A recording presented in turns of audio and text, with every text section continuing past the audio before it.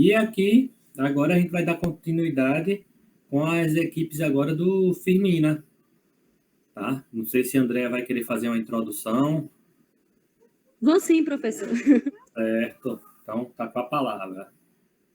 Então, boa noite. Nós temos 2 grupos do Firmina. O primeiro grupo a se apresentar vai ser o grupo da Luana, do João Lucas e do Cássio, com o Google Sites. O segundo grupo vai ser gamificação e o uso de metodologias virtuais no ensino básico, que é composto pelo Joseni, Scott e Mereu. Uma ótima apresentação a todos. Obrigado, professora. Boa noite, pessoal.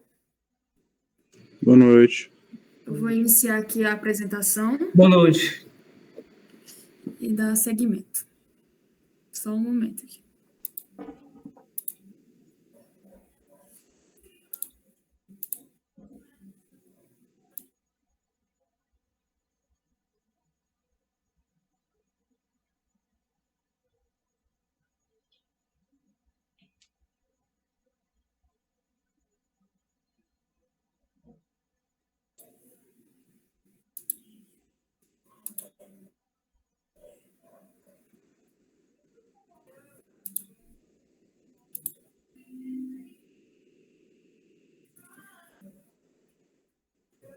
A apresentação chegou para vocês aí?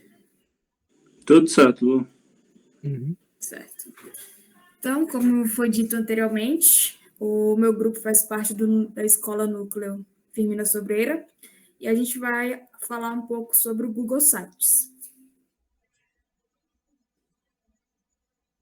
Aqui foram os tópicos que foram organizados para a apresentação, uma introdução do Google Site, as funcionalidades básicas, a personalização, que a personalização ocorre de acordo com o objetivo daquele que estiver utilizando, as vantagens, as desvantagens, uma conclusão e, por fim, o exemplo, já que o Google Sites já foi utilizado em uma atividade prática na universidade. Então, achei interessante trazer esse site já publicado ao final. Aí, qualquer dúvida, vocês me perguntem ou abra o áudio, porque eu não estou conseguindo visualizar o diálogo escrito. Enfim, o Google Sites ele é uma ferramenta gratuita de criação de sites disponibilizada pelo Google. É possível criar um site simples em poucos minutos sem a necessidade de conhecimentos em programação ou design.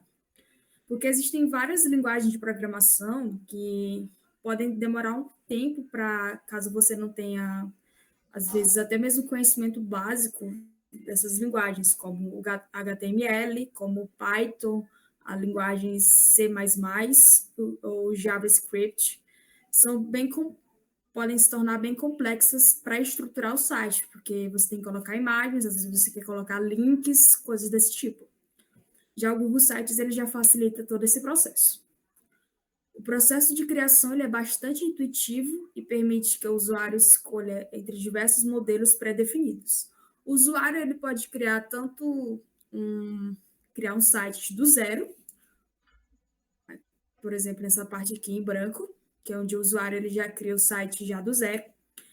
Às vezes fica um pouco complicado caso o usuário ele não tenha conhecimento de design, então ele pode se atrapalhar um pouco, apesar dele ser bastante intuitivo. Aí nós temos os modelos pré-definidos, que é esse de portfólio, evento, central de ajuda, projeto e equipe. Ele é semelhante a outras plataformas como o Wix ou WordPress, mas gratuito. O Wix e o WordPress, eles possuem um plano gratuito e outros diversos planos. Mas eu acredito que uma grande diferença entre eles é o fato do usuário ele não ter como conseguir o domínio e a hospedagem. E o que seria esse domínio? Basicamente, ele é o endereço do site. É aquilo que é o nome que você vai encontrar, que você joga no Google e aparece automaticamente aquele site. E a hospedagem é basicamente É basicamente o local onde vai ficar armazenadas as informações desse site.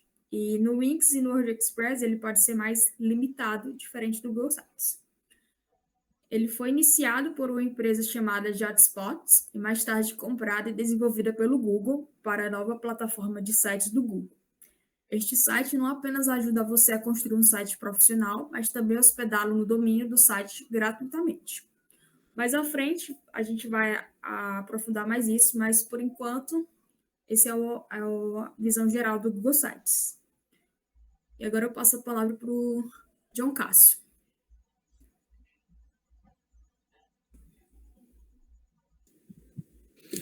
Olá, pessoal. Boa noite. Estão conseguindo me ouvir?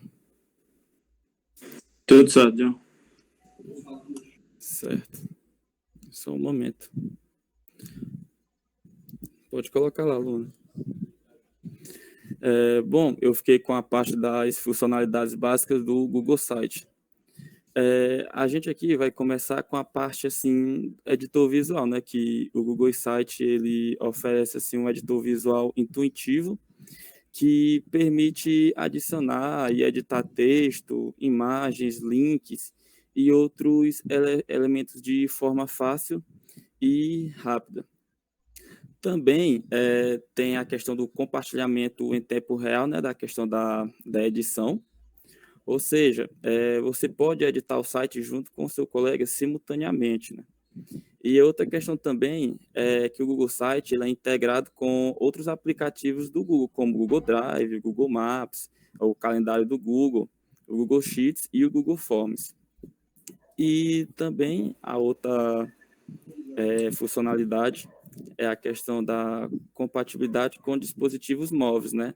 Ou seja, os sites criados são compatíveis com os dispositivos móveis, mas só quando o site é criado, né, para você poder visualizar. Já na questão de editar o site, eu estava olhando, no celular não dá para editar ou criar um site, só através do PC. No celular mesmo dá só para poder visualizar quando o site já está feito. Mais para frente eu vou falar um pouco das desvantagens, agora é o João Lucas que vai dar continuidade.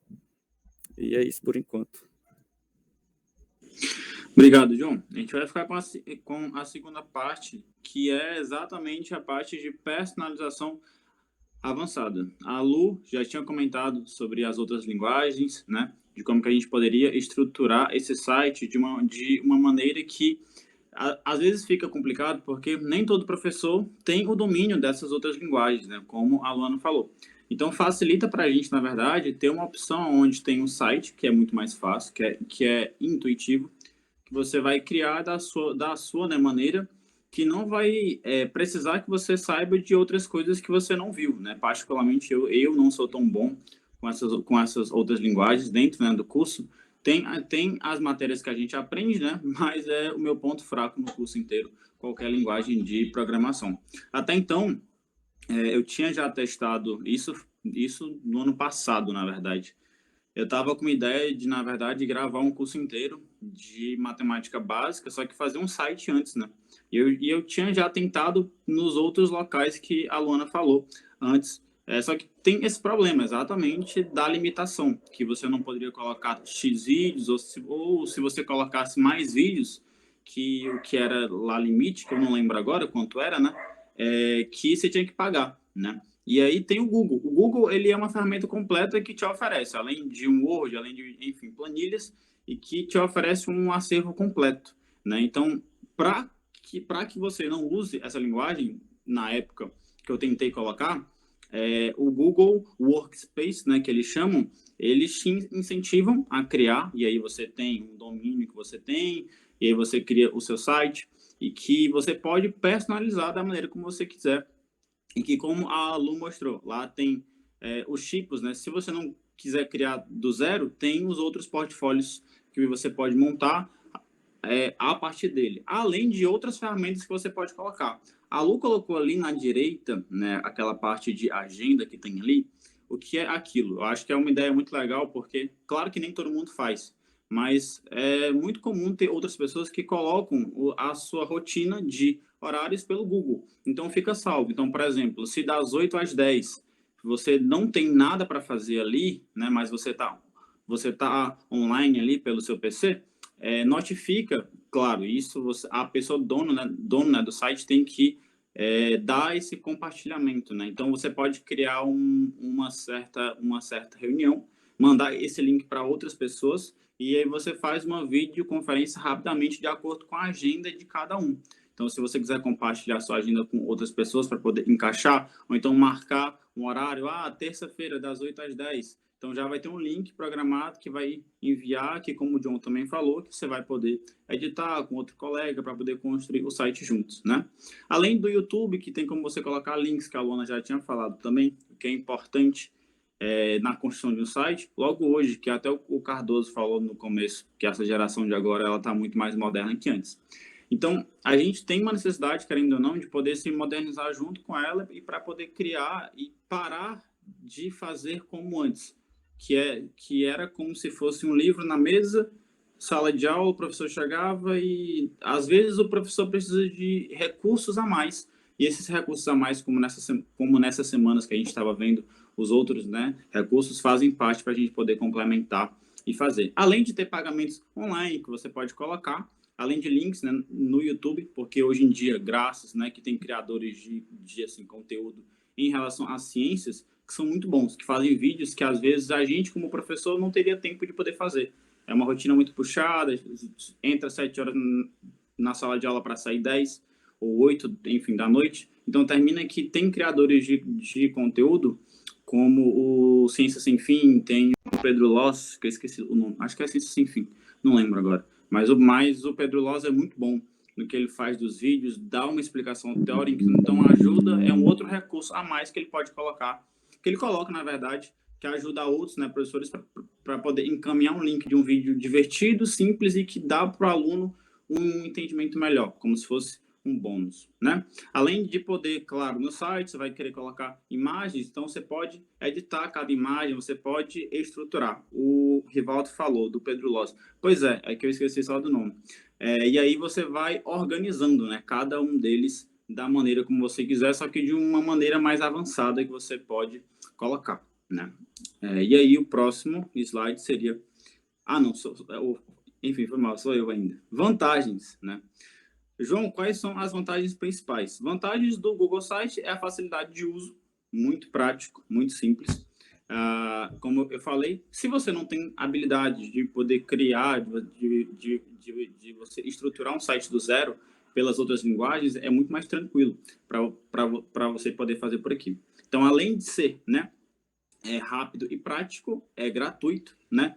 Tem uma estrutura muito boa que tem links com outras ferramentas. Então, você pode adicionar e migrar, você pode usar da planilha, pode usar da agenda, pode usar de lembrete, pode usar do Word, pode usar formulário do Google, pode usar o YouTube. Então, é uma ferramenta completa que te ajuda e assim, você vai montar um site, né, de acordo com o seu intuito, de acordo com o assunto, né, para ajudar alunos, na verdade, a assim, guiarem no assunto, né? Seria muito legal. Eu lembro que na minha tentativa frustrada de criar um site para poder fazer isso, que eu não consegui no final das contas, que eu passei mais raiva que tudo, né? Eu estava tentando montar bonitinho e fazer a organização exatamente disso, de cada parte, tá? Módulo 1, módulo 2, módulo 3, e aí colocando, além de atividades, links, né, do YouTube para outros vídeos de conhecimentos gerais, né? E linkando também formulários, que tinham um tempozinho de um cronômetro para poder responder. Até para poder situar o aluno e dar a ele uma certa pressãozinha, até para ele poder treinar durante a prova, porque, enfim, aí já seria um outro assunto de gerenciamento de tempo de prova. Mas que, quando eu tentei fazer, né, no final das contas, eu lembro que deu muito trabalho. Eu acho que eu consegui upar alguns vídeos, mas eu, pela minha burrice também, de não conseguir fazer quase tudo, eu não consegui terminar o site, mas eu pretendo terminar. Eu até tentei ver se a minha conta estava salva, tudo o que eu fiz lá, mas não estava. Mas eu vou reiniciar do zero de novo, porque ontem, quando eu entrei, eu vi que tinha muita coisa nova que no ano passado não tinha. Então, como eu falei, é uma ferramenta que todo professor deveria ter. Acho muito legal dele ter um site próprio e, às vezes, dele poder jogar todas as ferramentas de aula dele, por exemplo, de não... Assim, por exemplo, às vezes ele vai copiar o que ele tem em sala. Ele passa 50 minutos de aula. Só que nos 30 minutos ele ele vai lá e ele copia, só que não dá tempo. Então, seria legal ele ter todas as anotações dele salvas, para caso o aluno quisesse, ele só fosse lá no site para poder pegar tudo aquilo e já baixar um PDF para que ele pudesse copiar o resto do que ele não copiou, né? Então, além da hospedagem que você pode fazer, então o Google Sites é muito intuitivo, é muito simples e te dá essa possibilidade de poder ir além, de dar para o aluno uma ferramenta a mais e poder se modernizar junto com ele.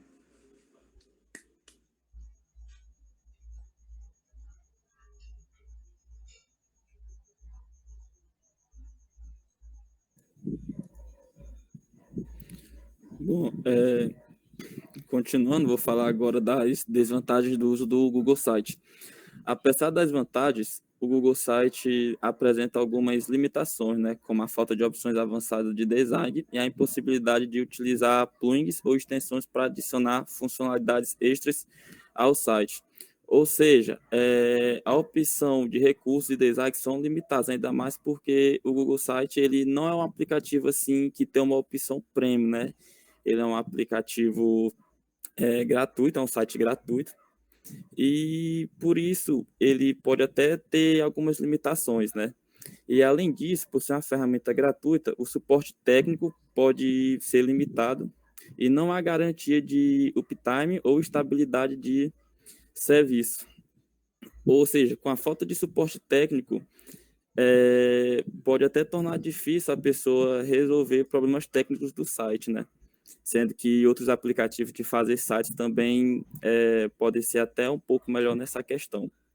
E essa é um pouco das desvantagens. Agora a Luana vai concluir, ela vai mostrar um exemplo e demonstrar algumas coisas que a gente falou aqui. É isso.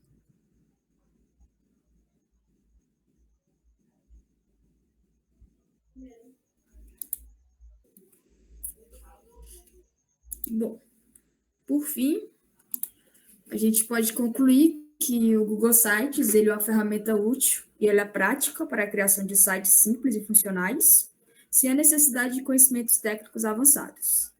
Só como o John falou sobre as desvantagens, uma grande desvantagem do Google Sites é que, pela falta de suporte técnico, o site ele pode ser apagado completamente.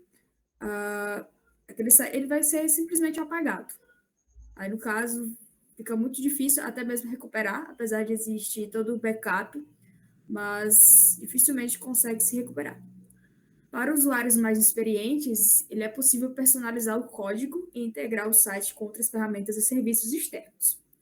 Logo, ele é uma ferramenta que ele pode ser usado por professores e alunos para criar sites para projetos escolares, como, por exemplo, sites para compartilhamento de informações da turma, como o João Lucas falou, a anexação de atividades, às vezes atividades que necessitam, por exemplo, de roteiros, é uma atividade experimental. Aí o professor já pode anexar aqueles roteiros que ele vai utilizar durante todo aquele período, todo aquele semestre.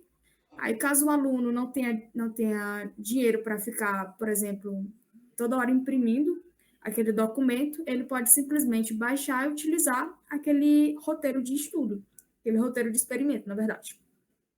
Projetos de pesquisas, que os alunos eles podem, por exemplo, compartilhar informações entre si, o professor ele pode auxiliar anexando materiais acerca da metodologia, acerca dos resultados, acerca das conclusões, blogs educacionais, o professor ele pode realmente criar um site anexando material de estudo, dicas de estudo, ferramentas que podem facilitar ou organizar o aluno, gerenciamentos, coisas do tipo. Organização de eventos escolares, como, por exemplo, uma feira de ciências, pois ele pode dividir, como eu vou mostrar mais à frente, ele pode dividir um menu, ele pode colocar grupo de ciências, grupo de história, coisa desse tipo. E como o Google ele permite anexar pessoas para trabalhar em conjunto, poderia anexar uma quantidade de professores e cada professor ficaria responsável pela edição de sua aba na feira de ciências. Um portfólio online para estudantes, que é algo bastante interessante, porque caso o aluno ele queira registrar as suas atividades extracurriculares ou atividades que ele fez tanto dentro do ambiente da escola quanto fora da escola, caso ele queira, por exemplo, organizar informações como eu posso dizer, para tentar uma vaga, por exemplo, estudar fora do país ou coisa desse tipo. Tanto que algumas universidades elas pedem atividades extracurriculares, é um ponto importante. Então, o aluno ele poderia hospedar no site, fazer uma organização bonitinha, etc., simples e bonita. São exemplos. No entanto, é importante considerar as limitações da ferramenta e avaliar se ela atende às necessidades específicas do projeto ou negócio. Aqui foi o site, um recurso didático que no caso, ele foi criado a partir da disciplina de instrumentação para o ensino de física, ministrada pela professora doutora Cláudia Adriana de Souza Mello, na Universidade Federal do Piauí, e ela foi desenvolvida pelo discente João Vasconcelos Silva, Evelyn Karine Macedo Mota Silva e eu, Luana Beatriz Salles de Souza. Foi uma atividade que eu achei interessante, que propor essa atividade para o aluno, por exemplo, ou então juntar professor e aluno para hospedar um site com a grande camada de conteúdos, ele poderia, de certa forma, incentivar a investigação científica para o aluno, porque quando eu e os outros, no caso, daqui a pouco eu vou pedir um pouco sobre a experiência do Vasconcelos, a gente teve que pesquisar várias coisas, porque, como vocês podem ver aqui, a gente dividiu em várias abas esse menu, e a gente teve que buscar bastante informação, a gente descobriu coisas maravilhosas, outras vezes a gente descobriu uma coisa que às vezes era um absurdo, então a gente já excluía. Então, eu achei bastante interessante, porque incentivou a pesquisa, uma pesquisa, de certa forma, científica, com caráter crítico, então foi bastante interessante. Aí agora eu vou demonstrar a criação do site e também o resultado final.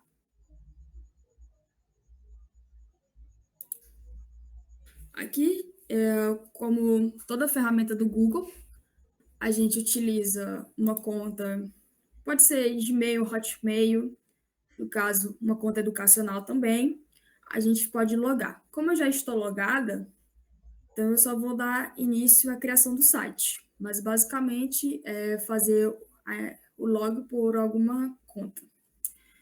Tenho em branco, que é basicamente, aqui temos o título. Deixa eu só carregar aqui um pouquinho. Página, no caso, aqui, por exemplo. Vamos ver aqui. Ciências. Digamos que eu vou criar um site para a turma a qual eu dou aula lá no Firmino. Ciências, no ano B, Firmina Sobreiro. Seria o nome. Aí aqui eu posso alterar a imagem, eu posso tanto fazer o upload, só que, como foi dito anteriormente, há limitações na parte do design. Tanto que algumas imagens ficam muito desfocadas, tanto que eu tive um trabalho enorme na parte de quando a gente estava fazendo o recurso didático, que foi a questão das imagens. Então, eu vou selecionar aqui uma, que já fica com uma boa qualidade. Vou botar isso aqui. Vou botar essa clássica aqui. Aí, aqui fica mais agradável. Aí, no caso, eu posso mudar a fonte, posso mudar a cor, posso centralizar, botar isso aqui, por exemplo. Posso aumentar ou diminuir esse tipo. É bastante intuitivo. Aí aqui eu posso, o tipo de cabeçalho que eu posso colocar como capa, fica bastante extenso. Um banner grande, um banner, ou somente o título, no caso. Mas vamos deixar o banner. Aí aqui, no caso, na parte de inserção, eu posso colocar caixas de texto. Por exemplo, o assunto, vamos botar átomos e elementos químicos. Aí aqui eu já posso destrinchar, posso colocar aí, tipo, o que é o átomo. Aí eu posso inserir a imagem. Vou fazer o plug aqui. Deixa eu ver se eu encontro a imagem fácil aqui.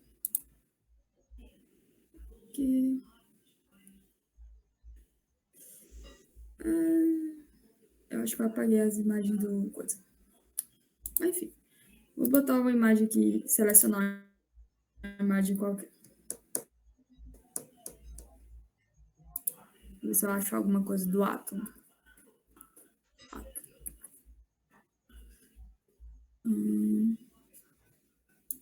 Enfim, não consegui direito. Aí eu posso incorporar links, posso pegar arquivos já do Drive. Aí, caso eu queira basicamente organizar de forma mais prática, eu posso selecionar os blocos de conteúdo, em que aqui eu coloco a imagem, e aqui eu posso colocar o texto. São vários tipos, o que você achar mais agradável. Percebe-se que eles estão adicionando um por um. Então, eu posso simplesmente excluir aqui. Posso também editar eles, que são vários estilos. A imagem também da mesma forma. Vai depender do seu objetivo. As páginas. As páginas, eu posso, por exemplo, adicionar subpágina, por exemplo, para ficar mais organizado. Eu poderia colocar, inicialmente, eu poderia colocar a história do átomo, e em seguida eu poderia colocar algo referente à tabela periódica. Coisa desse tipo. Aí já percebe que ele já coloca aqui o título da página. Aí você pode ir alterando, deixando padronizado, por exemplo, utilizar a mesma fonte, tem as mesmas características da página inicial. Aqui eu posso criar também outra subpágina dentro dessa subpágina que eu criei. Os temas, aqui eu posso ir modificando os temas conforme eu posso mudar a cor. Aqui eu posso adicionar um pré-tema já estabelecido, já muda completamente. No caso, ele vai modificar todo o site, não apenas essa página que eu estou inicialmente.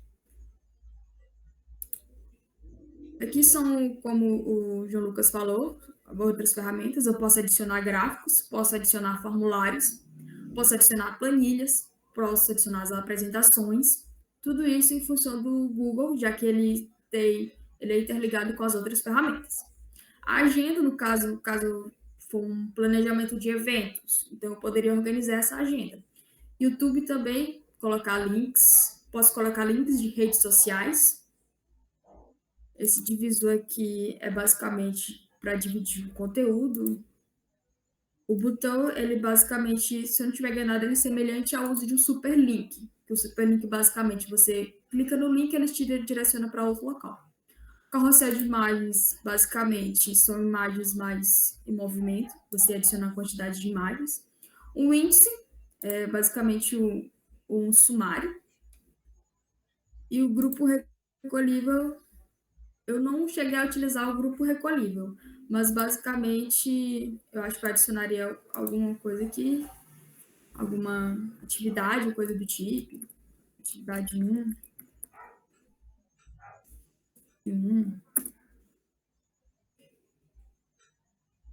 Eu não sei usar muito bem esse grupo recolhível, porque eu não cheguei a utilizar ele. Uma questão interessante é que aqui você pode visualizar o seu site de acordo com como ele é predisposto. Na tela do notebook ficaria dessa forma. Na tela de um tablet, ele ficaria dessa forma. Na tela do celular, ficaria dessa forma. É interessante essa parte, porque aí você vai editando a parte visual, considerando como vai ficar em cada ferramenta. Esqueci a palavra. Aqui a gente pode compartilhar adicionar pessoas para fazer um trabalho em grupo. Eu não me lembro se existe uma limitação para a quantidade de pessoas que você adiciona, mas talvez tenha, não me recordo. E basicamente isso. Agora o site... tem outras aqui que eu esqueci. Aí aqui, imagens da marca, você pode adicionar um logotipo, você pode tanto selecionar a partir da própria biblioteca do Google, quanto fazer um upload. As ferramentas de leitores, basicamente, links fixos, os domínios personalizados. Aqui você pode, se você tiver conhecimento de alguma linguagem de programação, você pode realmente personalizar. Mas caso você não tenha tanto conhecimento, é melhor deixar quietinho, só considerar mesmo que o Google lhe oferece. Aqui a análise, basicamente, ele daria um número de quantos, por exemplo, quantos estão acessando o site ou coisa desse tipo. Agora a parte de publicar o site, que eu não me recordo onde era. Deixa eu ver aqui. Não me recordo mais onde era a parte de publicar. Tá aqui. Bem na minha frente. Enfim. Aí, no caso, eu coloco, por exemplo, botar Firmina sobre... botar ciências infinitas, algo do tipo.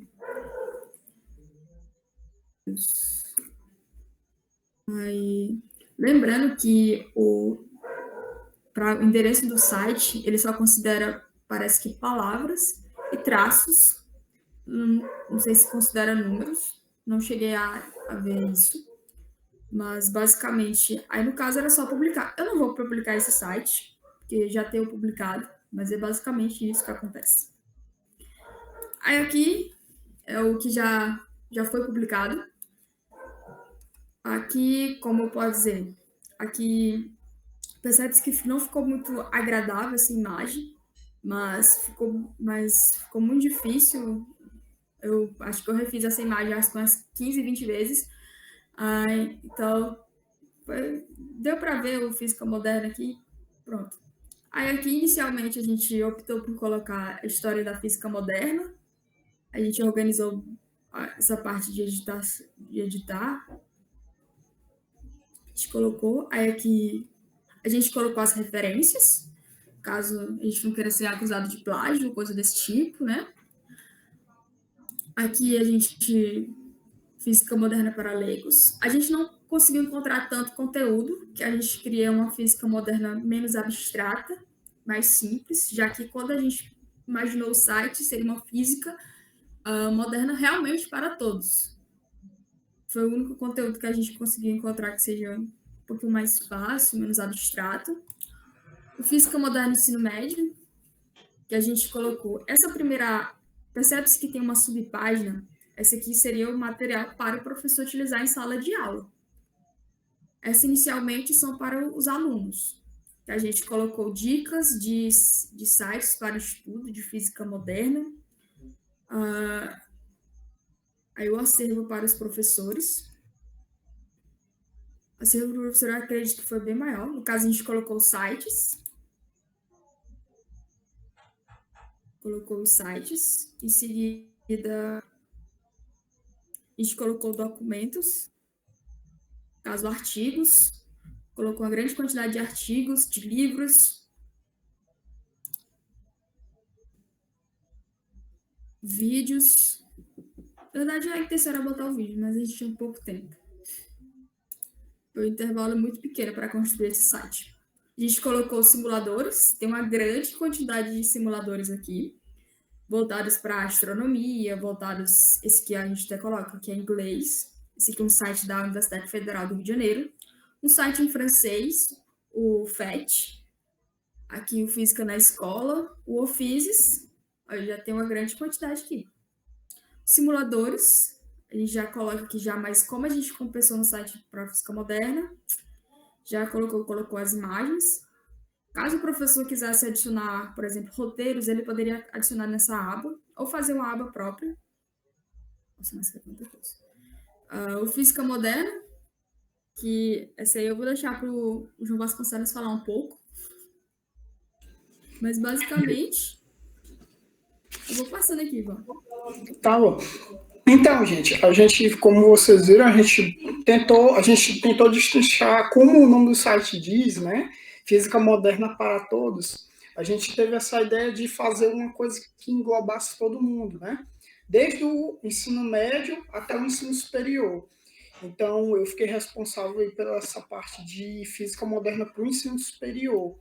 Então, a gente não deu, lógico, né, por conta do tempo, e até pela forma como os conteúdos foram tratados, de forma um pouco mais aprofundada.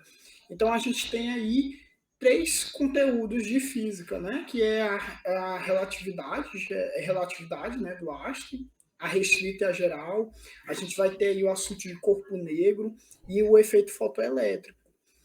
E, assim, como o intuito, né, do site ele é voltado para todos, apesar de se tratar de uma parte para o ensino superior, eu tomei esse cuidado, né, de não usar palavras muito complexas, porque a gente pensou até que na parte do aluno do ensino médio, quando ele desse ali uma olhada ali no conteúdo do ensino médio, ele poderia, digamos, aprimorar ou aprofundar mais os conhecimentos disso aqui, né, nessa parte do ensino superior. Então, apesar, né, de também a gente ter um dicionário, né, que a gente coloca ali as notações de física, né.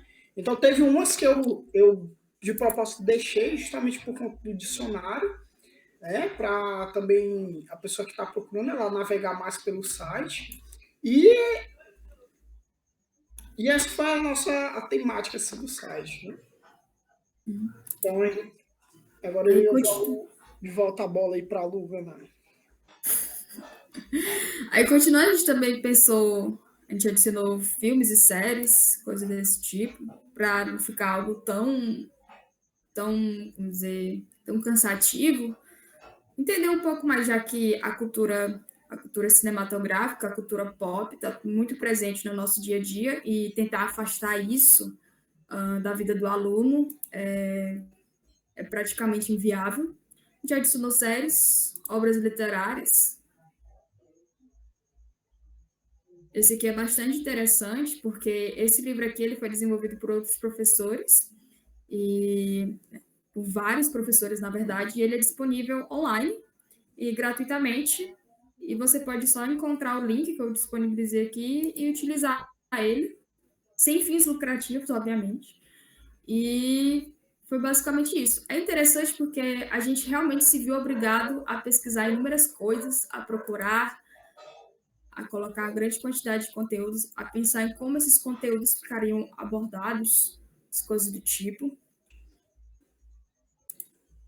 E aqui é basicamente como ficaria um site ao final, mas dependendo se você tiver conhecimentos de design, ficaria talvez melhor, coisas desse tipo. A logotipo que a gente utilizou foi essa.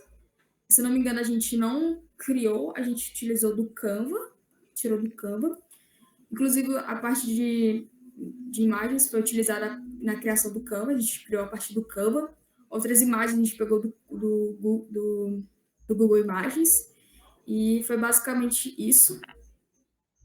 Aqui é só um exemplo de como isso foi interessante, a criação. E seria, tipo, caso o professor queira utilizar, que agora a física moderna está presente, está mais presente ainda no currículo do ensino médio. Então, caso o professor queira utilizar, queira colocar, por exemplo,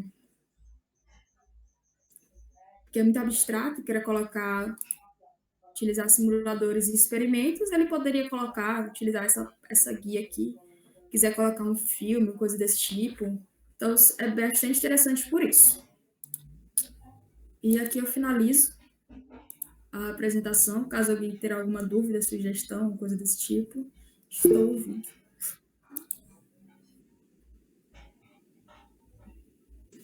Oi. Professor Cabral. Está me ouvindo aí? Estou ouvindo. Olha, muito bom, gostei, viu? Muito interessante. A questão do site. Eu acho que tem muitas atividades que a gente pode utilizar essa ferramenta.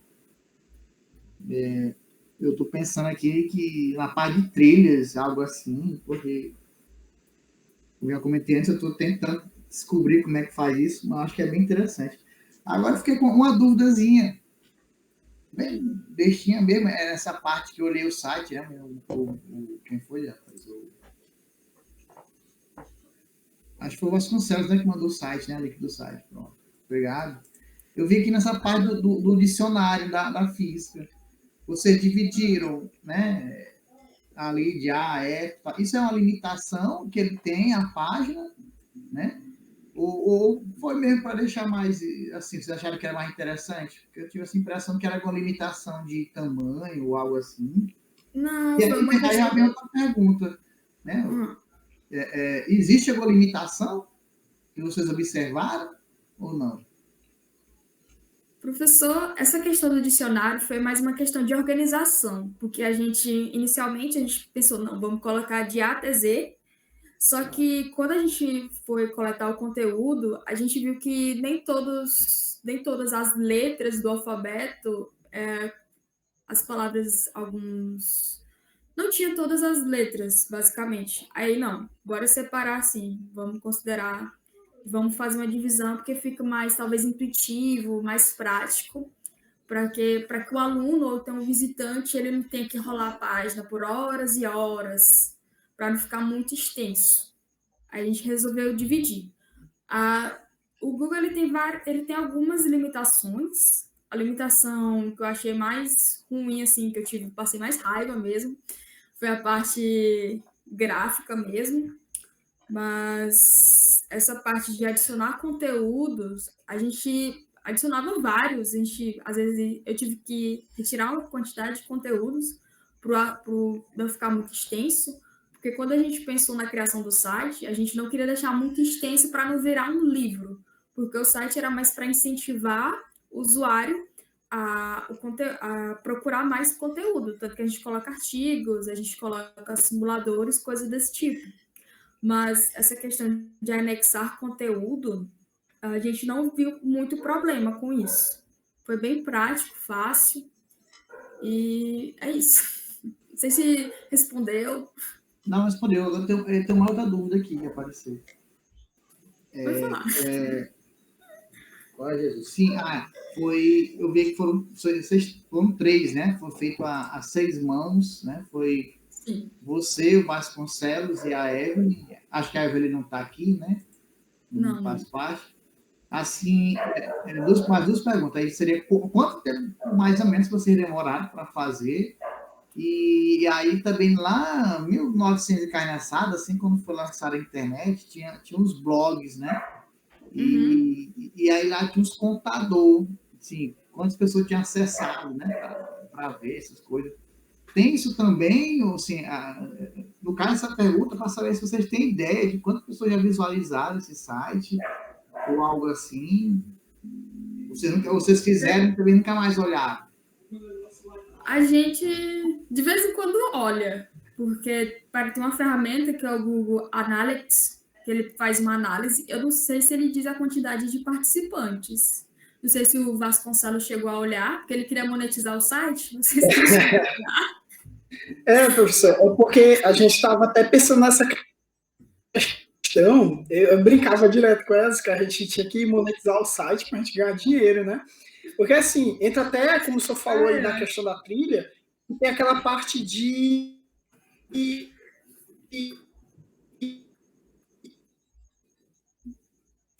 Travou ele, travou. empreendedorismo. E, por sua vez, eles poderiam até justamente trabalhar essa questão aí do empreendedorismo, né? Ele poderia colocar alguma coisa. E sim, lá no Google Analytics tem a parte lá de monetização, né, do site, que ele acaba exprimindo o tanto de pessoas que entram no site. Aí nisso a gente tem uma ideia, tem lá uma quantidade X de views por mês, que se entrar parece que, se não me engano, era 50 mil, né? Apenas 50 mil. Se entrar 50 mil pessoas por mês, você conseguia ali $5 por mês, né? Então, dá para saber, né, pelo Google Analytics, lá para saber quantas pessoas visualizaram. E, se eu não me engano, como a Evelyn, né, ela que criou lá, né, o domínio, né, eu creio que qualquer um de nós se baixar, né, ou entrar lá no site do Google Analytics aí, a gente pode ver quantas pessoas entraram. Só que faz tempo que eu não entrei mais, assim, mas a esperança aí é monetizar o site. Demorou. Olha, demorou. Assim, a gente teve mais ou menos aí 3 meses para fazer o site. E sim, a minha parte, assim, no geral, a gente demorou bastante. Demorou bastante. Assim, foi o que, em média? Foi uns 2 meses e alguns dias trabalhando. Foi uns 2 meses. O maior trabalho era buscar o conteúdo. Isso. Já digo, não, Assim, buscar o conteúdo. Porque assim, e justamente, né, como eu estava falando da questão de ser uma atividade para a sala de aula também, porque ela ajuda a gente a aprimorar o que a gente não, assim, ou que a gente tinha deficiência, ou que a gente não sabia, né? Então, aí como eu fiz essa parte de ensino superior, eu pesquisei, eu tive que destrinchar lá a questão de relatividade. Então, com base nesse estudo aí, eu aprendi lá a fazer demonstração da relatividade restrita e geral, só por causa da restrita, né? Só por conta do estudo disso aí. Então, a gente aprende muito construindo o site, né? E fora que a gente vai ter que buscar também, né? Eu usei muito o Paint, né, para fazer imagens, né? Então a gente acaba usando várias ferramentas que isso ajuda muito na questão da gente ganhar conhecimento, né? É literalmente um trabalho coletivo.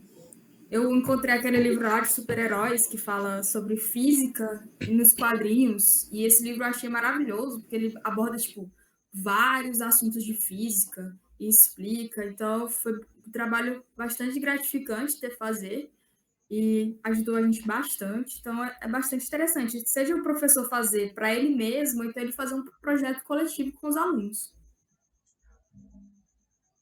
E é isso, pessoal. Beleza, parabéns aí à equipe. E é muito bom a gente saber que tem essa outra ferramenta disponível, né? Porque eu acho que, de uma forma geral, todo mundo já teve aquela vontade de fazer seu site, fazer seu blog.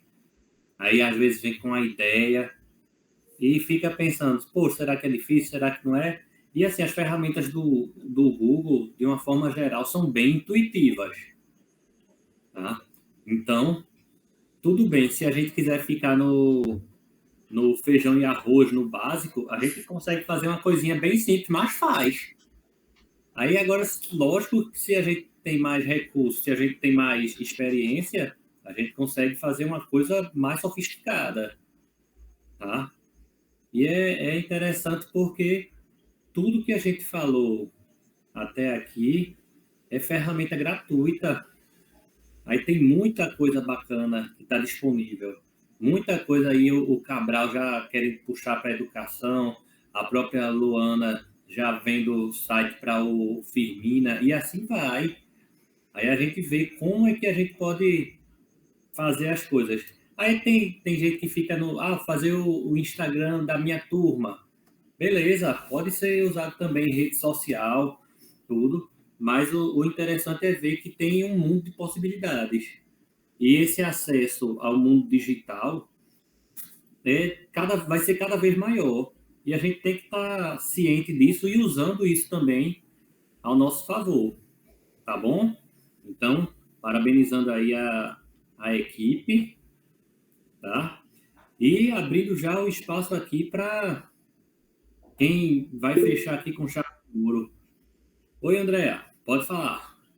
Eu queria dar os parabéns à equipe, que a apresentação foi bem interessante. E como a Luana apresentou, como usar o Google Sites, né? Portfólio online, várias alternativas que eu desconhecia. E é porque eu já usei o Google Sites, né? Já fiz um junto com o Sandro, né? Que auxiliei ele. Bem interessante mesmo. Essa do portfólio online achei muito interessante.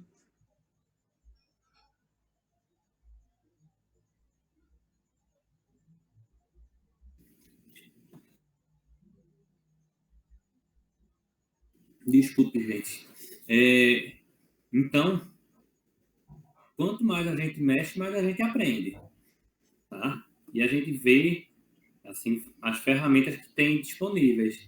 O Vasconcelos dizendo que usou o Paint. Eu sou desse tipo também. O programa gráfico que eu mais uso é o Paint. Aí descobri um tal de Canvas que ajuda bastante também nesse sentido, tá? Então, aí tem outras possibilidades aí que podem auxiliar. Assim, são ferramentas diferentes, mas que a gente, em conjunto, pode fazer algo bem bacana, tá? Então, agora a gente passa a palavra para a outra equipe, tá bom? Que vai encerrar aqui. Boa noite, pessoal. Todo mundo me ouvindo? Sim, alto e bom. Nossa equipe é formada por mim, Scott, João Mereu e Joseni Fernandes. O tema, no caso, é gamificação e o uso de metodologias virtuais no ensino básico. E aproveitando a palavra aqui do professor sobre o Canva, o slide que a gente fez foi totalmente no Canva, então aproveitem que eu vou aproveitar para falar um pouco sobre o Canva depois, porque ajudou bastante na criação de todo esse slide, de organizar todo esse conteúdo para vocês. Vou começar a apresentação aqui um momento.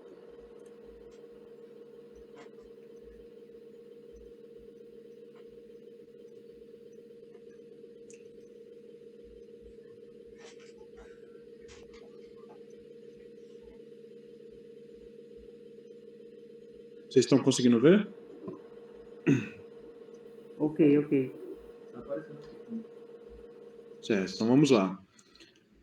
Como eu falei anteriormente, o tema é gamificação e uso de metodologias virtuais no ensino.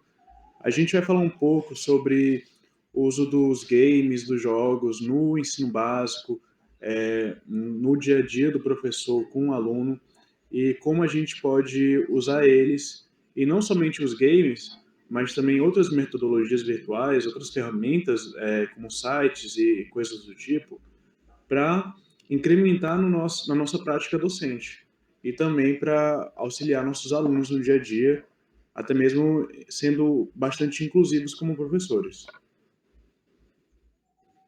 Aqui a gente vai para o próximo slide.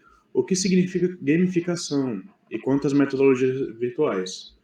Ele vem do inglês gamification e, como vocês podem ler aí, é o uso de mecânicas e características de jogos para engajar, motivar comportamentos e facilitar o aprendizado de pessoas em situações reais, tornando conteúdos densos em materiais mais acessíveis, normalmente não associados a jogos. E aí, de onde a gente tira essa gamificação? Não somente é utilizada para sala de aula, mas também é muito utilizada no ambiente de trabalho. Geralmente utilizada mais em entrevistas de emprego, em reuniões de equipes de trabalho também, em reuniões de escritório.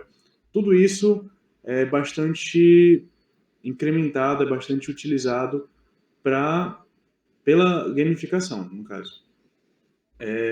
Já sobre as metodologias virtuais, elas realmente, como está dizendo aí, são todas as formas de aproximação do conteúdo ao educando de maneira remota, utilizando de artifícios eletrônicos para determinado fim. No caso, quando a gente vai falar sobre ferramentas virtuais, a gente vai pensar aqui não somente em jogos, mas também, como vocês podem ver nesse outro slide, eu enumerei alguns dos quais falar sobre, como, por exemplo, simuladores, formulários e, por fim, também plataformas de reunião. Eu queria que o Joseni e o João Mereu falassem um pouco sobre o que é o significado dessas ferramentas para a educação básica, para nós professores, inclusive. Bem, eu posso... Todos me ouvem? Estamos te ouvindo. Ok. Pegando aqui o embasamento aqui do Scott, bem, esses ensinos, a gente está nomeados por tecnologias, né? São coisas simples do dia a dia, que nós, professores, futuros professores, nós temos que ter essa missão de quê? Usar essas ferramentas com o objetivo de facilitar o ensino para o aluno. eu trabalho numa empresa que, tipo, é muito focada na parte de tecnologia. Ela usa o que foi na aula de hoje foi, tipo, o que a gente usa praticamente no nosso dia a dia. E você vê que, apesar de explicar assim, uma aula virtual, a galera começa a fazer interação. Fica uma aula bem dinâmica, e, enfim. E está sendo muito produtivo em relação a essa gamificação, né? O ensino, a aprendizagem de um modo diferente, com a visão tecnológica que a gente convive, enfim. São coisas simples. Um celular, um site, o YouTube, né? Temos vídeos importantes, formulários, que o nosso objetivo aqui é, tipo, incentivar a usar isso na sala de aula, né? Exatamente. Parece que é mesmo. O José é o do canal Educação. É isso, José? Isso mesmo, eu trabalho lá.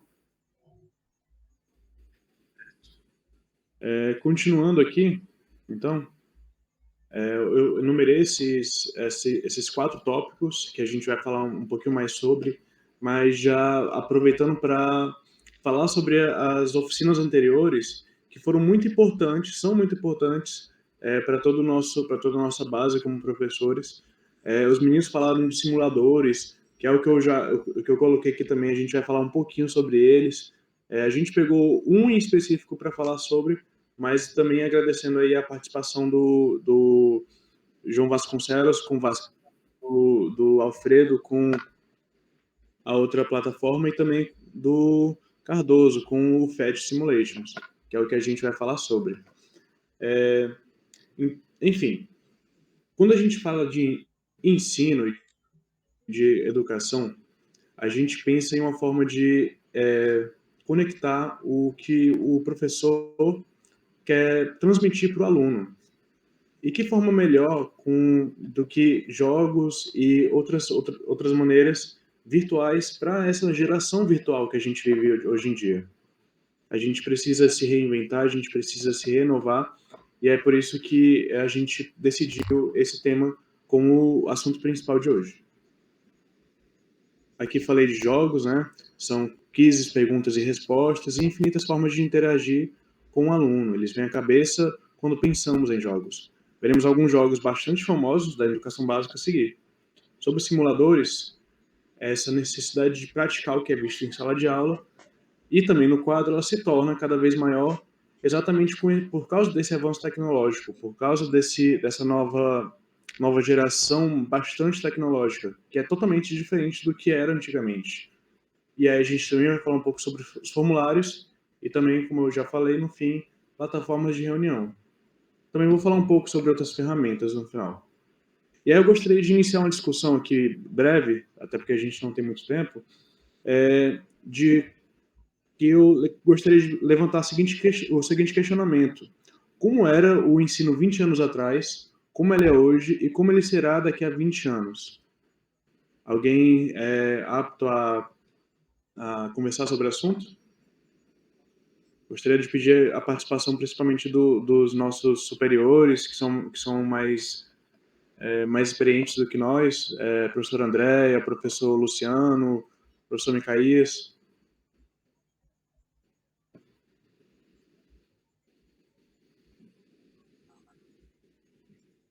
Vocês conseguem me ouvir? Sim, estamos ouvindo. Vocês têm algo a comentar sobre isso? Sobre como era o ensino 20 anos atrás? Como ele é hoje e como vocês esperam que ele seja daqui a 20 anos? O que eu vejo muito assim é a questão das tecnologias que estão inseridas cada vez mais. Antes era mais assim, digamos, um pouco mais tradicional, aquela história assim poucos recursos mesmo, a aula mais expositiva.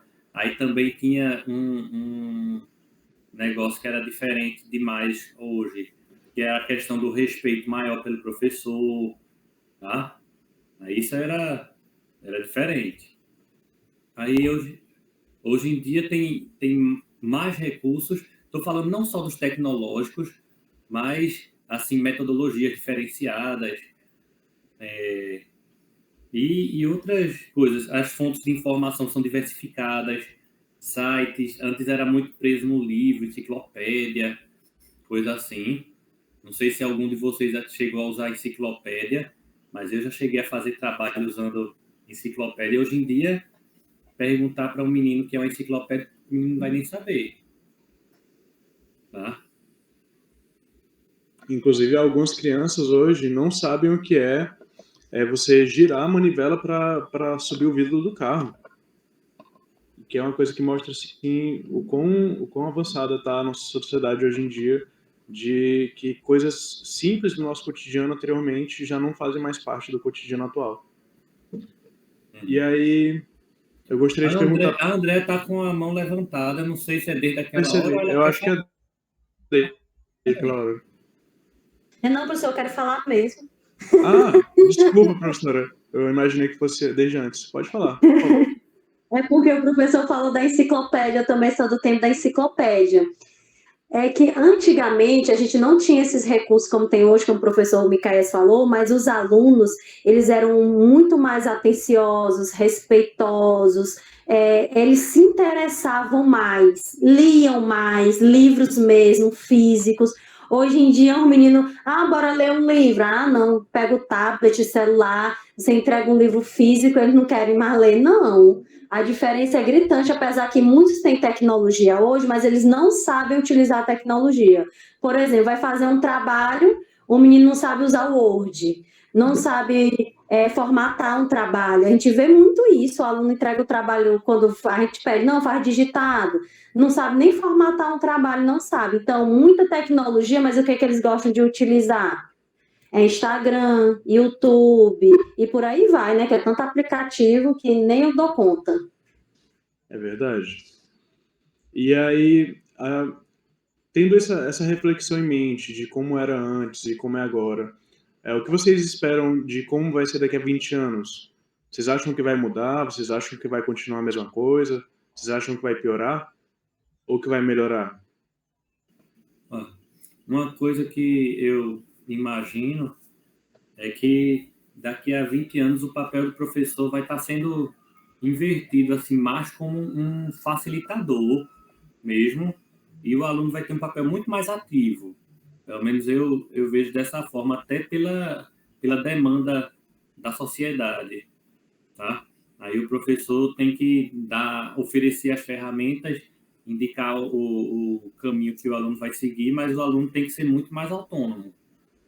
Assim, eu vejo também dessa forma, e assim as coisas tendendo mais para um lado mais prático também. Aí, Também consigo imaginar dessa forma. Né, da forma que eu penso. Oi, André, completa. Professor, eu concordo com o senhor, mas eu vejo assim, se a tecnologia continuar avançando e esses alunos que desde crianças estão totalmente, todo tempo com acesso a eletrônicos, pode piorar, eu acredito, a autonomia deles, o poder de reflexão e criticidade e criatividade, que é extremamente importante para a formação intelectual do aluno hoje em dia. Não, pois é, isso daí eu não tô vendo só pelo lado positivo, não. É exatamente isso que você falou. Os alunos vão estar mais acostumados. Hoje, a gente já vê isso hoje, a ter as respostas prontas, e assim, a questão de criatividade, de tudo, fica difícil. Se eu passar um trabalho, alguma coisa que eles não encontrem igualzinho na internet, eles vão dizer que não dá para fazer. Tá? Lembro de um exemplo que eu fiz, falando na época, isso aí sei lá, 2008, 2009, eu professor do estado em Pernambuco, aí eu perguntei, assim, sobre física dos brinquedos, alguma coisa assim, aí os alunos procuraram na internet, não acharam, aí disseram, professor, não tem como fazer não, aí eu disse, não, é por isso, o trabalho é seu, eu quero que você cite algum exemplo, algum brinquedo, alguma coisa assim que você consegue ver. Aí falei N exemplos, aí a ficha caiu lá para alguns e, no final das contas, uma boa parte apresentou os mesmos exemplos que eu falei. Entendeu? Aí, assim, a questão de criatividade, dessas coisas, assim, assim, realmente é uma coisa preocupante. Eu queria, antes da professora Andréa falar e do Mereu falar, rapidamente só pegar aqui o puxão do professor Luciano e também da Luana, que realmente, pelo menos ao meu ver, com essa parte da explosão aí atual das inteligências artificiais, eu acredito que os alunos vão ficar cada vez menos, vão acreditar cada vez menos na fonte professor e vão cada vez mais depender isso aqui eu vou resolver com inteligência artificial. O professor me passou uma atividade, vou pedir aqui para inteligência artificial resolver para mim, que eu não vou perder tempo com isso. O professor pediu para fazer uma pesquisa, a inteligência vai fazer por mim. Pelo menos para mim, eu acho que talvez seja dessa forma daqui a 20 anos no futuro. Professor André, por favor. Pois é, eu concordo totalmente contigo. Com as inteligências artificiais, os meninos eles vão responder as coisas e vão perguntar. Por exemplo, a Alexa, né? Você já está classificado totalmente como inteligência artificial, né? Mas acredito que sim. Mas os meninos vão fazer as coisas só perguntar. Gente, a Alexa, a gente pergunta qualquer coisa e ela responde. Então, é a lei do menor esforço, como o professor Micael fala, que eu não quis ser, a lei do menor esforço. É complicado. João Mereu, por favor. Eu queria fazer uma dúvida aí em relação ao que o professor Micael falou, de que daqui a 20 anos a tendência é que o professor será um facilitador na educação, para destacar alguns pontos. Eu também sou da época da enciclopédia, acredite se quiser, mas em 2006 minha mãe comprou uma enciclopédia lá para casa, e como ainda estava avançando aquele uso de computadores ou de alguma coisa do tipo para fazer pesquisa, para ir atrás de fontes para estudo e tudo mais, eu ainda era criança na época, ela encorajava o uso da enciclopédia para fazer os deveres de casa. Tanto que muitos deveres de casa eu fiz com a enciclopédia de geografia, de química, de física, de português. E era maravilhoso, apesar de parecer estranho, hoje em dia, a gente usar um livro físico para fazer pesquisa, mas era maravilhoso, porque era uma fonte de informação muito rica, apesar das pessoas acharem que não, algumas pelo menos. Né? Só que hoje em dia dá para ver que a gente tem uma tendência de usar os recursos digitais, porque apesar da falta de especificidade em alguns recursos, a gente tem uma abrangência muito maior nas pesquisas dentro da internet do que na enciclopédia, porque na enciclopédia a gente é limitado fisicamente ao livro que a gente está tendo na mão. Então, todas as informações que a gente for tirar de lá, ou é de lá, ou é de alguma outra fonte, tipo, você vai na biblioteca, procura um livro que fala sobre aquele assunto e complementa com o seu trabalho. Mas na internet não, a gente vê que é muito mais abrangente, que é muito mais diversificado. E por conta disso, as informações mais, entre aspas, mainstream, as mais populares, vão ficar à frente e a gente vai acabar usando elas como fonte de informação. E algumas delas podem até ser enganosas. Só que tem que destacar uma coisa. A gente vai falar de alguns aplicativos do Google mais à frente, né? E um deles, que algumas pessoas talvez não conheçam, inclusive as que estão aqui na chamada, é o Google Academics.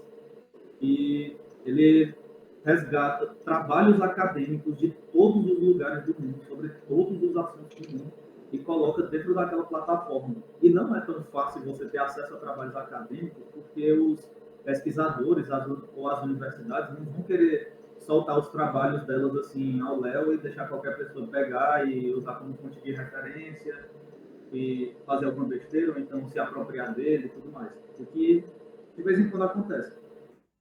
E o Google Academics é bom por causa disso, porque ele disponibiliza, mas ao mesmo tempo ele não facilita de uma forma que seja qualquer um pode pegar. As universidades, elas têm um convênio com o Google Academics, inclusive eu acredito que a UFSC seja uma dessas, e você, usando o IP da internet da UFSC, ou você usando a verificação do, sei lá, do seu e-mail, se identificar como aluno da UFSC pela internet da UFSC, você vai ter acesso ao Google Academics de forma gratuita e 100%, entendeu?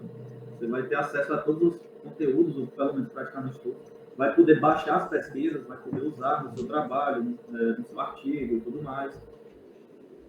Justamente por causa desse convênio que o Google Academics criou com as universidades.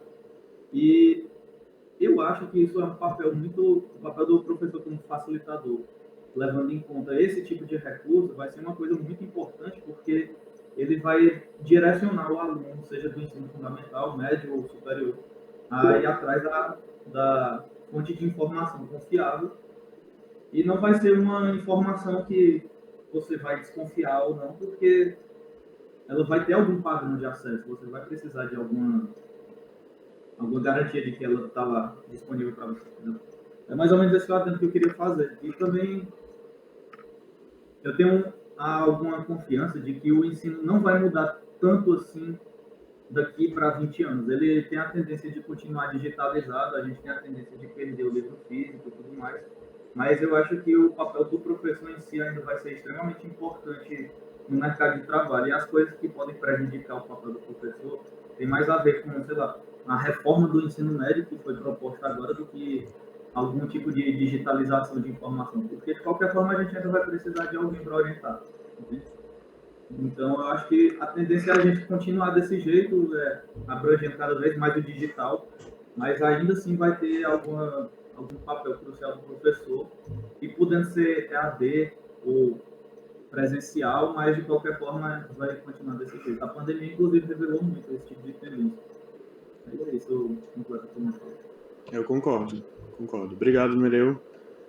Josani, por favor.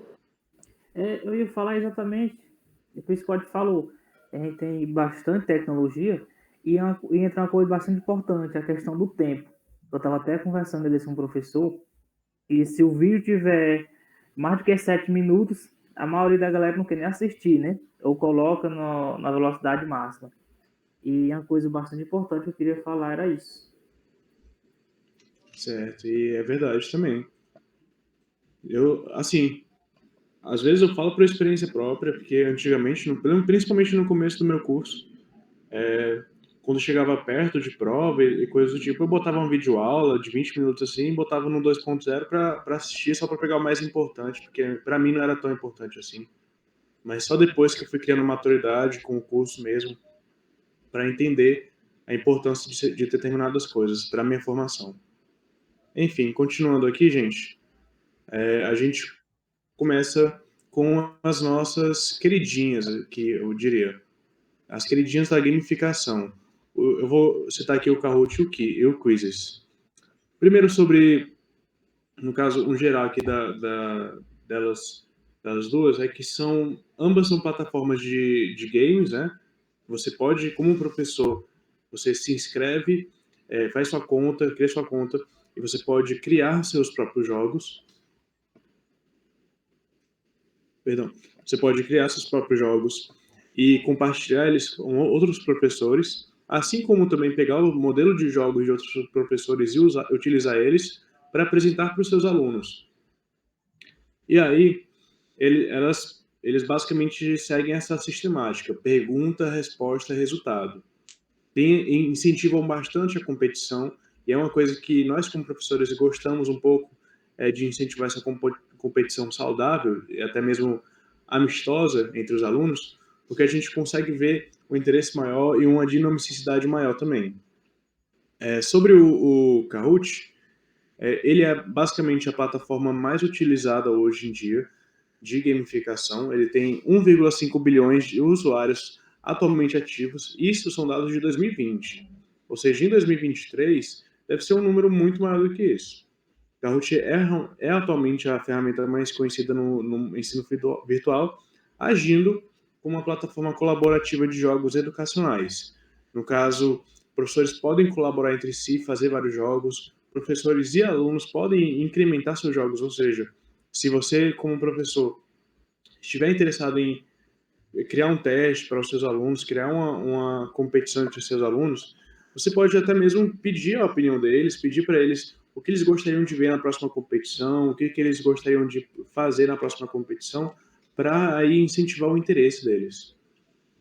E nisso, a gente também fala um pouco sobre o Quizzes, que, como ele implica o nome, basicamente a principal funcionalidade dele é você, como professor, criar várias quizzes, de maneira gratuita, inclusive. Ele realmente é uma forma, ele Foi traduzido recentemente para o português, antigamente, até eu acredito que 2020, 2021, o quiz só tinha em inglês e espanhol, mas recentemente agora já tem em português e nós já podemos usar ele com nossos alunos que só saibam português sem problema nenhum. O Kahoot não, o Kahoot já é bem mais antigo, já é bem mais abrangente, porém ele tem esses seus prós e contras, porque a maior parte das ferramentas dele é paga. Então, para você se você como professor quer explorar o máximo da sua criatividade, fazendo novos jogos, fazendo novos testes para os seus alunos, e até mesmo criando colaborações com outros professores, outros colegas professores, você infelizmente precisa pagar, né, a inscrição anual deles ou mensal, tanto faz, para você ter aí esse plano que desbloqueia todas as outras ferramentas essenciais para que você faça eu diria que vários testes incrivelmente interativos. Já o Quizzes não. O Quizzes você consegue fazer muitos testes, inclusive muito mais testes do que o Kahoot, pelo menos na minha experiência. Você consegue publicar eles e divulgar eles para vários alunos, não tem um número limitado, não tem número limitado de alunos, que nem um Kahoot, quando você tem uma conta não paga, né, uma conta gratuita. E é isso, basicamente. Essas são as diferenças entre eles dois, e são aí os dois que eu gostaria de citar como as duas ferramentas de gamificação mais famosas entre os professores e alunos. Porém, não são as únicas que existem várias outras. Indo para o próximo slide, a gente vai sair um pouco dessa sistemática aula, perguntas, respostas, resultados, aprovação, reprovação, e a gente vai entrar mais em uma coisa um pouco mais intrínseca. Começando aqui eu vou citar esses dois, né, o WordWall e o Mentimeter. Também são duas outras ferramentas virtuais que, inclusive, citando aqui, quando eu paguei metodologia do ensino de física com o professor Micaías, isso foi em 2021, se não me engano, a gente realmente, cada um dos alunos fez um seminário sobre cada uma dessas ferramentas que eu hoje estou citando. Se não me engano, a minha foi o Quizzes, inclusive. Enfim, começando pelo WordWall, a gente é apresentado uma ferramenta que permite você, basicamente, personalizar qualquer teste educacional que você queira, como eu coloquei aqui no slide, a ponto de transcender o modelo tradicional de perguntas e respostas, dinamizando o ensino. Ou seja, você pode ir além de perguntar e ganhar a sua resposta do seu aluno. Você pode fazer testes, fazer pesquisas, fazer até mesmo perguntas assim de verdadeiros ou falsos, ou então se eu não me engano aqui, o outro que eu vou falar já é sobre o Mentimeter, que é que você faz uma coisa chamada nuvem de palavras. Basicamente, você faz uma pesquisa entre seus alunos, você pode fazer como uma pesquisa de opiniões, você pode fazer como um censo, e aí você pede para que eles coloque a palavra que vier à cabeça, coloque a resposta que ele achar que é a certa, e aí vai funcionar como se fosse uma espécie de colaboração entre cada aluno. Cada aluno, por exemplo, eu pergunto para vocês quanto é 2 mais 5. Algum aluno vai falar 2, algum aluno vai falar 3, outros vão falar 5, outros vão falar 7. A maioria vai falar 7, né? E aí, então, a gente acredita que 7 seja a resposta verdadeira. E aí, eles vão criando esse tipo de nuvem de respostas. Vai ter algumas nuvenzinhas pequenas, com os números 3, 5 e 2, e vai ter uma nuvem muito maior, que vai ser o 7, que seria a resposta correta. Você pode fazer qualquer tipo de questionário, qualquer tipo de teste, até mesmo dar aulas, utilizando estas ferramentas. Então, WordWall e Mentimeter são duas ferramentas que eu gostaria de citar aqui como ferramentas que você pode usar para explorar, para basicamente deixar sua criatividade limitar o processo de ensino-aprendizado com o seu aluno no ensino básico. E não somente no ensino básico, mas na vida, né? Seguindo aqui, a gente agora vai para as plataformas de simulação, que é quando a gente precisa saber, quando a gente, no caso, tem essa necessidade de ver o que a gente está sentindo ali no quadro, né? No caso, quando a gente tem necessidade de sentir o que a gente está vendo no quadro, perdão, presencialmente, de forma prática. E aí, o que fazer quando a gente não tem os recursos necessários para ter determinados aparelhos, ter determinados laboratórios que custam caro? A gente pode, então, recorrer a essas ferramentas virtuais, não somente as que eu falei, mas também, agora, para a prática, uma que a gente está citando agora, que é essa PET Interactive Simulations. E eu gostaria de pedir para o João Mereu apresentar esse próximo slide. Então, ela foi apresentada aí mais cedo pelo Cardoso, né? É uma plataforma de hospedagem de experimentos de forma online. Inclusive, a gente usou um pouco no curso de Física, meu curso de Física Experimental 4, foi total com o PET Simulator. E ela possibilita aí que a gente consiga fazer práticas laboratoriais de forma que a gente não precisa utilizar os recursos físicos, né? Ela é um bom substituto para os recursos físicos.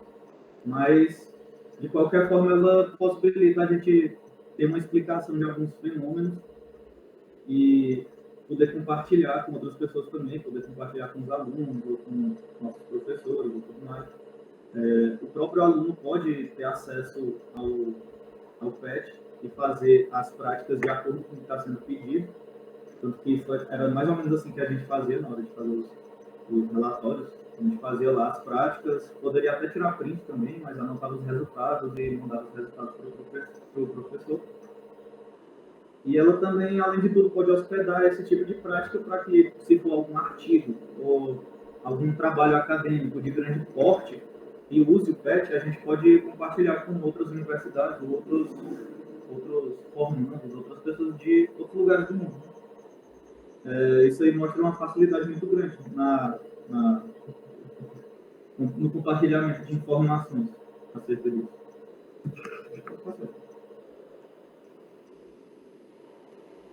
Posso passar o slide, Mereu? Pode. Aí, a partir desse, a gente já começa a entrar em algumas plataformas do Google também, como eu falei mais cedo, que a gente iria dar uma olhada. O Google Meet agora é quase metalinguístico, porque desde que começou a pandemia, ou até antes dele, ela já era utilizada. Ela surgiu em 2017, se não me engano, no início do Google Meet. Ela foi feita para, como qualquer outra plataforma de uma empresa de algum tempo, já que o Google já está há algum tempo no mercado, né? Ela surgiu aos poucos, não foi uma ideia única assim que aconteceu do nada. Ela surgiu para substituir o Hangouts e foi passando por algumas reformulações ao longo do tempo até se tornar o que ela é hoje, né? E ela é uma plataforma extremamente útil para o processo de educação, porque ela oferece, como a gente tem visto aqui, videochamada, ou só áudio-chamada, só uma pessoa, ou nenhuma delas precisa ter um vídeo ligado, ela pode ser só por áudio. Ela oferece apresentação de tela, de acordo com o que tu estiver usando, se for computador, se for celular, ela ainda assim oferece compartilhamento de tela. E isso facilita aí a reprodução de alguns trabalhos que o professor precisa passar para os alunos, ou algum aluno estiver apresentando para o professor, só uma forma de manter a aula mais didática ou mais interativa. Também oferece serviço de mensagem, para caso o aluno ou o professor não possa falar no microfone. E com tanto recurso do tipo... e também tem a questão de quantidade de pessoas na chamada. Se eu não me engano, ela tem um recurso que ela pode aumentar ou manter um número limitado de pessoas na chamada, mas eu acho que tem esse recurso de aumentar o número de pessoas. E também outro recurso que é pago, que é a gravação de videochamadas que acontecem no Google. Não sei se hoje em dia ainda está pago, mas teve uma época que eu usava o Google Meet para dar aula particular e tinha que, como era por uma plataforma, eles pagavam para poder gravar. Mas enfim, ela oferece também esse serviço de gravação de videochamada, que é uma coisa muito boa para cada professor, o aluno precisa repassar esse conteúdo que foi estudado, né? Aí, alguns aplicativos que são bem parecidos com o Google Meet são esse Zoom e o Microsoft Teams, tem a mesma funcionalidade praticamente. E vamos ver outra. Pode passar isso. Vocês estão me ouvindo? Vocês estão me ouvindo bem? Estamos te ouvindo. Tem também o Google Forms. Inclusive, esse era um recurso que eu, o Scott e uma colega nossa, a Johanna, a gente usava muito na época do PIBID, porque eu acho que de todas as plataformas que a gente poderia usar para aplicar prova, para fazer questionário, para fazer formulário, para qualquer coisa, qualquer atividade que a gente precise de uma resposta do aluno, essa era de longe a mais prática ou a mais cotada pela gente. Porque o Google Forms, ele te oferece uma possibilidade de tu fazer um questionário, ou um formulário, preencher um formulário, ou manter uma frequência também, que tinha a função de frequência. E ela é extremamente acessível. Ela possibilita que o aluno, ao responder, ele coloque áudio, coloque vídeo, coloque imagem, responda questão subjetiva a partir de texto escrito, ou então questão objetiva a partir de questão de múltipla escolha. E ela engloba vários outros recursos do Google, né, o software. O Google Forms engloba vários outros softwares, tipo Google Docs, Google Sheets, Slides, Draw. Ela é um facilitador enorme. Inclusive, a gente usava ela no laboratório de eletrônica, no período que acabou agora, para fazer os questionários, os formulários dos experimentos. E nele a gente a gente colocava a imagem das tabelas que a gente fazia à mão mesmo. As respostas também eram subjetivas, a gente escrevia no Google Forms, o professor recebia e ainda podia pontuar de acordo com a questão certa ou errada que a gente colocava. Isso, para mim, é um recurso extremamente útil e prático para ser adotado nas escolas, inclusive a pretensão de que a gente trabalhe com o Google Forms e com o Google Meet, com os alunos da residência pedagógica, como foi com o PIBID, né? Ela possibilita que também a aula que esteja em formato EAD continue tendo um segmento bom e contínuo, por causa dessa facilidade que o aluno tem de entrar em contato com os formulários que a gente fizer.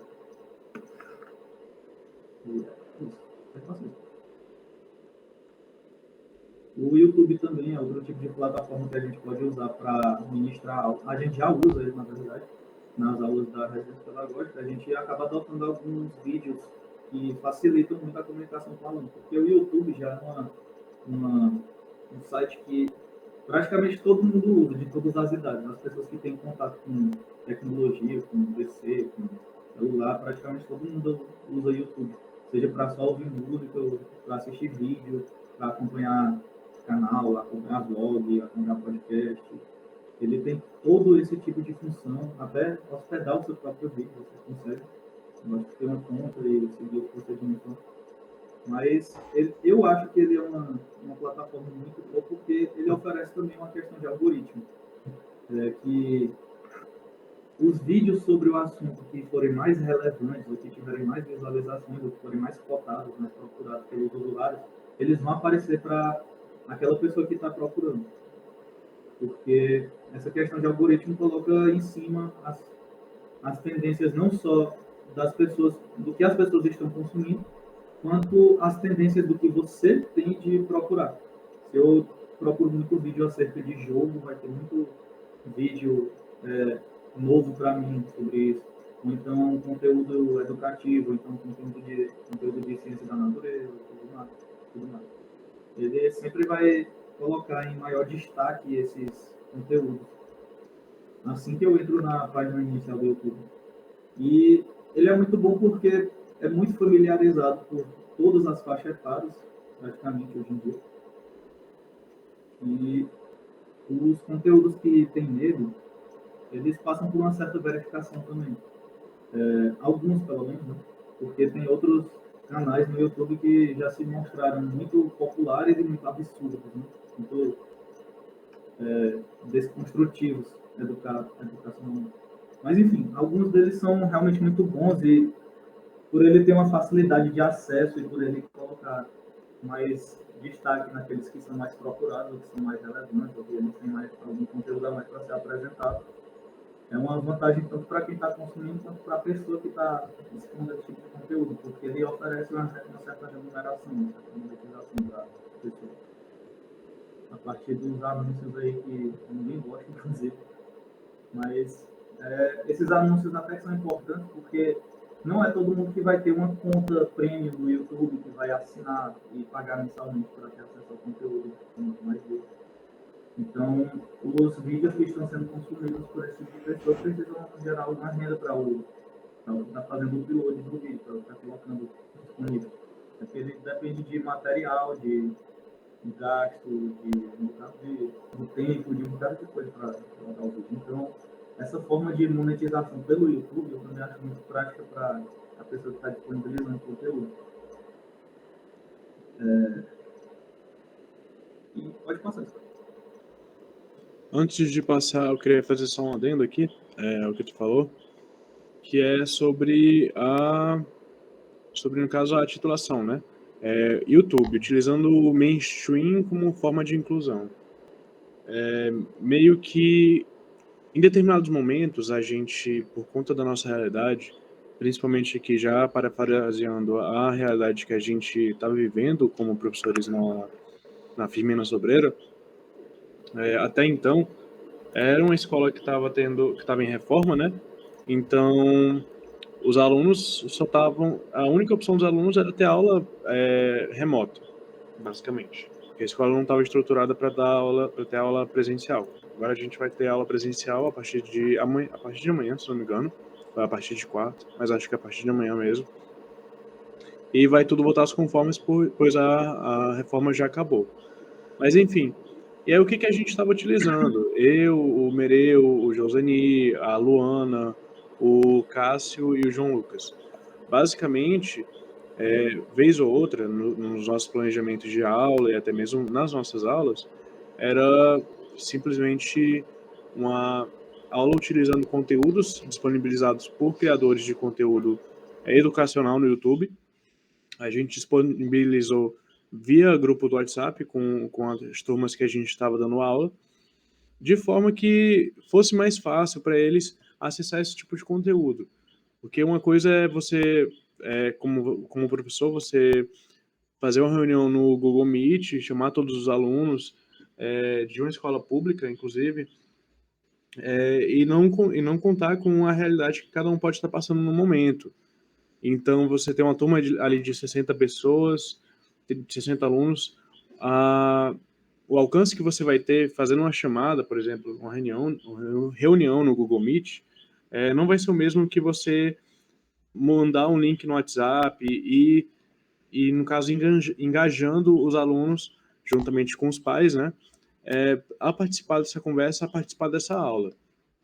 Então, é uma experiência diferente essa que a gente viveu, e é uma forma, assim, de sermos mais inclusivos como professores para com os nossos alunos, seja por questões econômicas dos alunos, por questões de dificuldade de acesso à internet, por dificuldade de acesso a conteúdo, seja por questões de dificuldade também de aprendizado.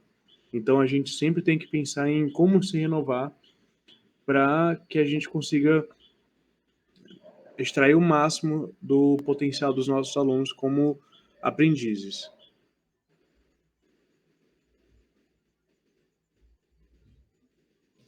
E aí, por fim, a gente finaliza aqui, né, com algumas menções honrosas. Eu gostaria de fazer essas duas menções honrosas, que são o jogo O Mito da Caverna. Ele é um jogo brasileiro, feito por brasileiros, com fins educacionais, feito para o ensino infantil. Então, ele é bem mais, assim, conteúdos do ensino infantil, até próximo aí do ginásio. Porém, o nosso intuito de apresentar o Mito da Caverna como uma menção rosa é de incentivar, de inspirar, para que a gente possa, de se inspirar para que a gente possa também pegar essa inspiração. Eu peço que cada um dê uma olhada depois nesse jogo para ver como ele é e para que a gente possa também algum dia, você vai saber, né? Caso a gente entre aí no mercado dos jogos ou até mesmo no mundo de programadores de jogos, a gente possa fazer um parecido, só que voltado ao ensino básico, então até mesmo ao ensino superior. E também o Padlet. Eu gostaria de incluir ele nessas menções honrosas, pois ele serve muito como um organizador profissional para nós professores, em relações aos nossos horários e a toda a nossa prática docente, mas também ele serve como um organizador para as nossas turmas.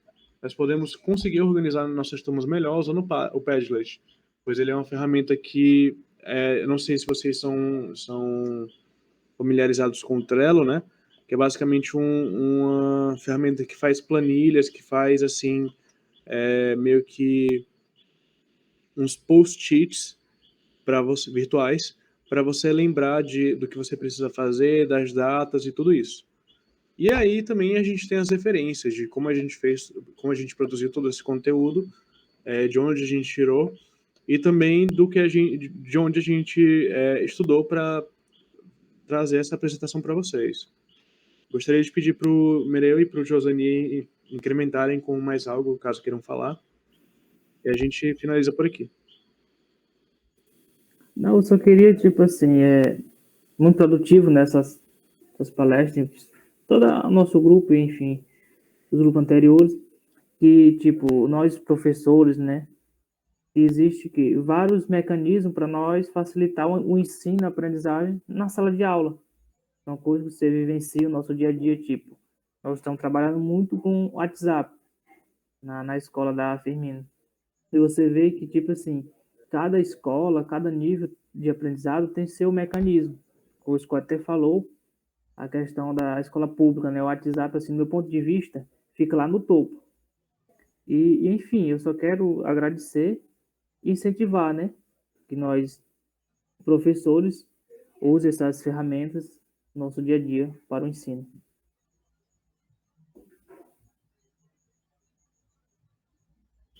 Algum comentário, Mirel?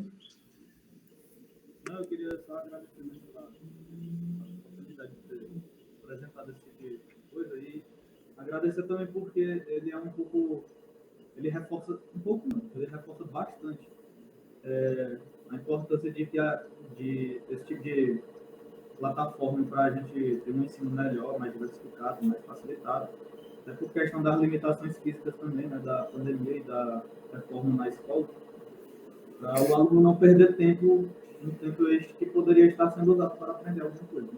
E gamificação é bom porque mantém um certo interesse do aluno, já que ele tem a proposta de repassar a informação de uma forma mais interessante ou mais didática ou até mais divertida mesmo, porque não precisa não se divertir quando aprender alguma coisa.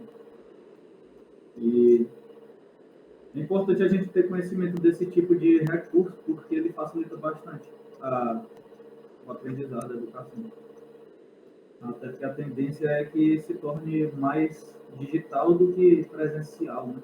Pelo menos em questão de matéria, mais prático para as escolas particulares hoje em dia, adoção de alguns recursos digitais, disponibilizar ao invés de uma penca de livro para o aluno disponibilizar com o computador e tudo lá. Então, é importante a gente estar atualizado nesse tipo de conduta.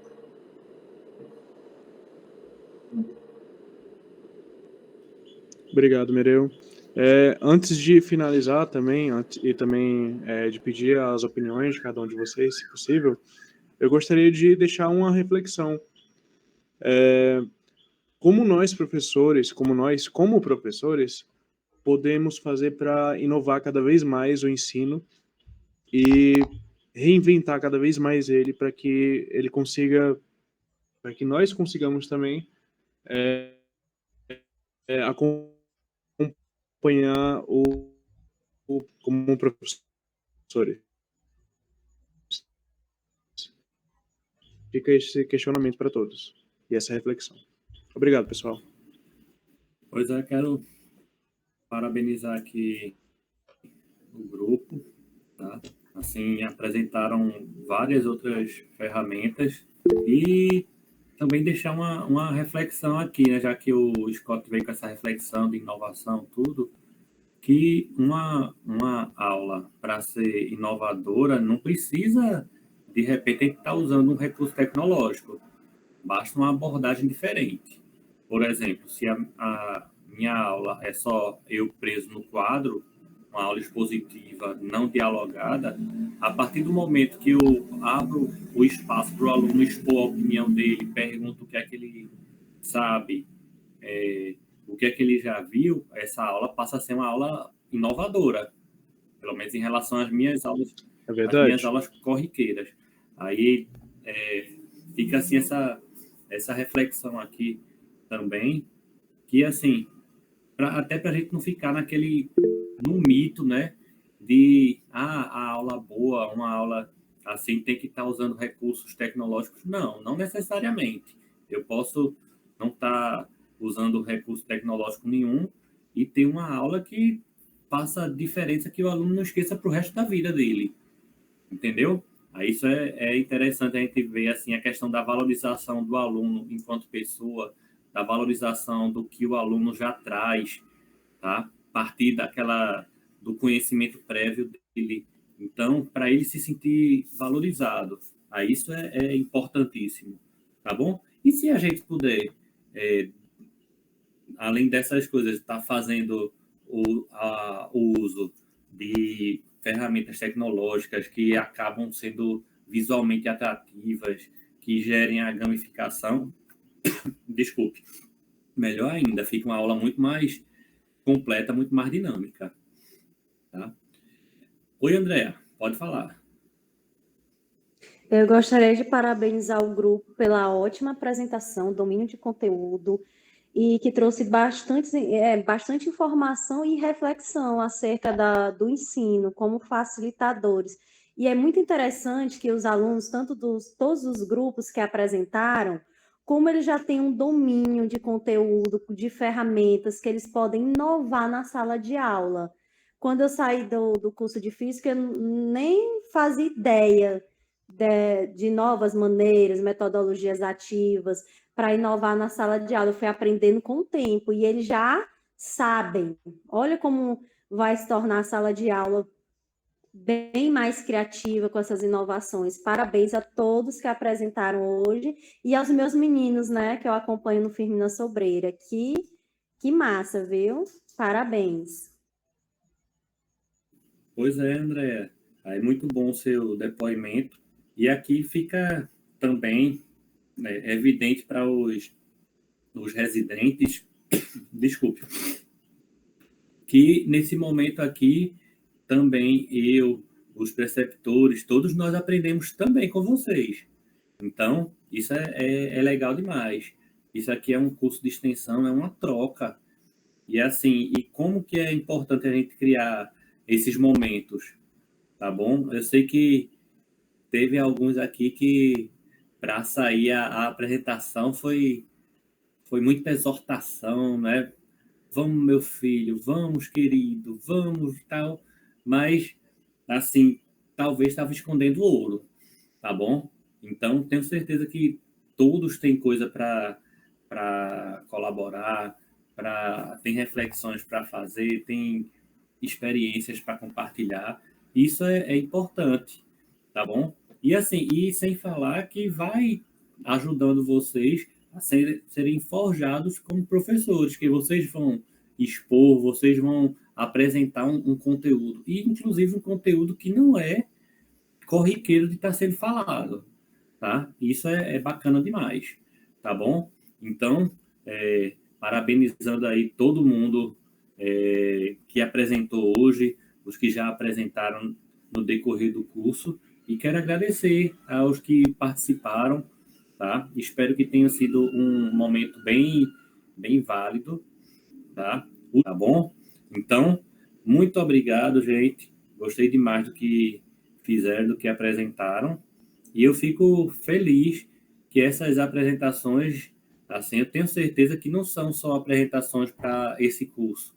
Tem sido coisas que têm sido usadas na residência, tá? São reflexões que vocês têm usado no dia a dia de vocês, tá bom? Em outras disciplinas também no curso, tá? Instrumentação, metodologia. Isso é legal, que está sendo algo natural. E eu espero que continue sendo algo natural durante a prática profissional de vocês. Não só essas que vocês apresentaram, que a gente discutiu aqui, mas como outras que vocês vão descobrir, que vocês, de repente mesmo, vão desenvolver, tá bom? E é isso que a gente espera, que a educação seja de maior qualidade, que os alunos tenham acesso a recursos bacanas e que os professores também estejam motivados, tá bom? Valorizados, motivados. E é isso aí, tá bom?